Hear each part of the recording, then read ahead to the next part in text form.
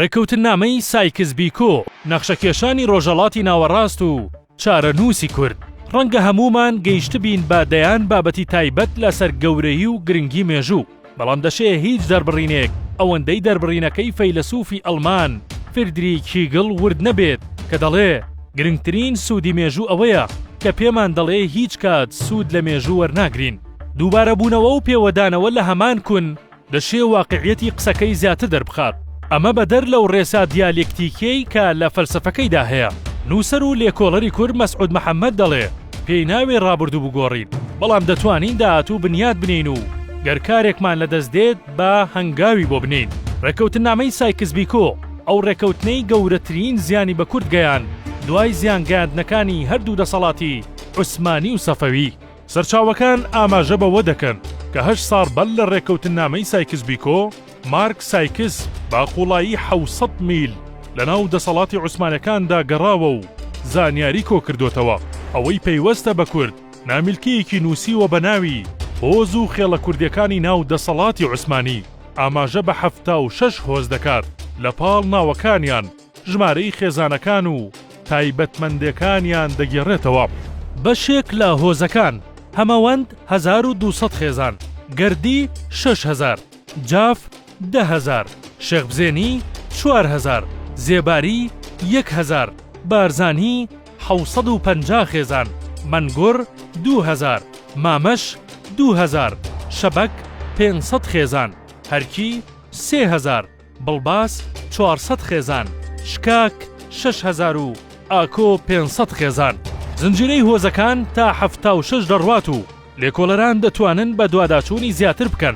ئەم دابەشبوونە خێڵەکیە ڕەنگە هەمان ئەو قسەی مەندووبی سامی بەغداد لە وەڵامی وەزیری دەرەوەی بەریتانیا پشتڕاست کاتەوە کە وتبووی کورد زیاتر ئینتیمای عەشیرەت و خێڵی تیادا زاڵە نەک نەتەوایەتی. دەستپێکی ڕێکەوتنەکە لە نێوان بەریتانیا و فەڕەنسا بە شێوەیەکی نهێنی و بە ڕەزامەندی ئیمپراتۆریەتی ڕووس بۆ دابەشکردنی ناوچەی ڕۆژهەڵاتی ناوەڕاست بەڕێوە چوو. ئامانج لەو ڕێکەوتنە دابەشکردنی ناوچەی هەژمونی نێوان ئەو دوو وڵاتە بوو دوایەوەی کە ئیمپراتۆریەتی عوسمانی هەرەسی هێنا. با شێوەیەکی کارگەڕی تایبەت ئەو ناوچانە وەک ویلایەت لەژێر دەسەڵاتی سوڵتانی عوسمانیدا بوون. بۆ نمونە ویلایەتی بەغدا، ویلایەتی مووسڵ، ویلایەتی بەسرە، ویلایەتی ڕەقە و چەندان ویلایەتی تر. گفتوگۆی ئەم ڕێکەوتنە لە مانگی 11 ساڵی 1915 با شێوەی نهێنی لە نێوان دیبلۆماتکاری فەڕەنسی فرانسوا جۆرج بیکۆ و دیبلۆماتکاری بەریتانی مارک سایکس دەستی پێکرد.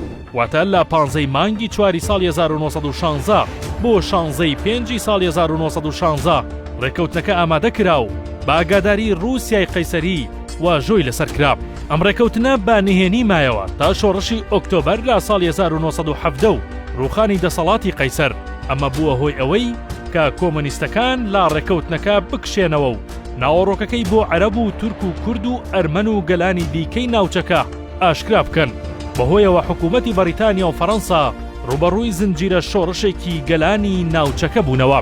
لە ڕێکەوتنەکەدا فەڕەنسا بەشی هەرە زۆری ناوچەی ڕۆژاوای بەرکەوت وەک سووریا و لوبنان و ناوچەی مووسڵ لە عێراقی ئێستا. بەڵام بەریتانیا ناوچەی نفوزی لە بەشی باشووری وڵاتی شامەوە دەست پێکرد تا ڕۆژهەڵات کە هەردوو ویلایەتی بەغدا و بەسرای گرتەوە، وێڕای سەرجەم ئەو ناوچانەی کە دەکەوێتە سەر کەنداوی فارس. دەربارەی فەڵەستینیش بڕیاردرا بخرێتە ژێر چاودێری نێودەوڵەتی بە ڕاوێژی هەر سێ وڵاتی بەریتانیا و فەڕەنسا و رووسیا.